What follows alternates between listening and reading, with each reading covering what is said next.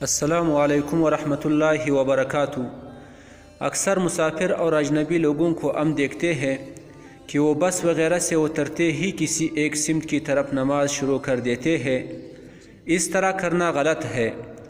سب سے پہلے تو اس پر لازم ہے کہ کسی ذریعے سے سمت قبلہ معلوم کرے، مثلا کسی مسجد کی رخ سے یا ستاروں سے یا کتب نما سے یا کسی آدمی سے پوچھ کر معلوم کیا جائے۔ اگر ان ذرائع سے معلوم کرنا ممکن تھا لیکن اس نے تحری سے نماز پڑھ لی اور وہ سمت قبلہ میں نہیں تھی تو نماز واجب الاعادہ ہے، لیکن اگر یہ ذرائع موجود نہ تھے تو پھر تحری فرض ہے۔ تحری کیا ہے؟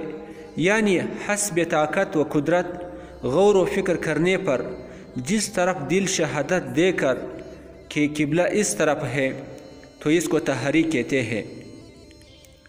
اگر تحری کے بغیر نماز پڑھ لی تو یہ نماز صحیح نہ ہوگی، البتہ نماز سے فارغ ہونے کے بعد اس سمت کی صحت کا یقین ہو تو یہ نماز واجب الاعادہ نہیں ہے۔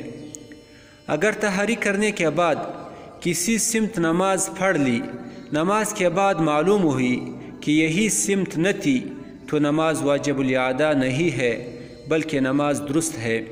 اور اگر تحری کر کے کسی سمت نماز پڑھ رہا تھا کہ نماز کے درمیان خود معلوم ہوا یا کسی نے بتا دیا کہ سمت قبلہ دوسری طرف ہے تو نماز ہی میں قبلہ کی طرف گھوم جائے اور نماز مکمل کر لے، دوبارہ پڑھنے کی ضرورت نہیں۔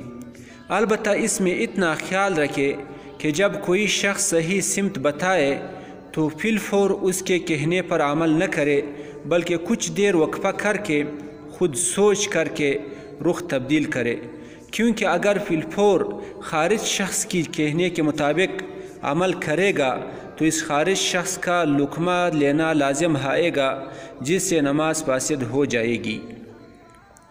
دوسری مسئلہ یہ ہے، کسی نئی مسجد بنانے کے لیے لوگ پوچھتے ہیں کہ سمت قبلہ کس طرف متعین کیا جائے، تو اس کا طریقہ یہ ہے کہ پرانے مساجد سے قبلہ معلوم کیا جا سکتا ہے، لیکن اگر معلوم نہ ہو سکے تو سمت قبلہ معلوم کرنے کے دو آسان طریقے ہیں۔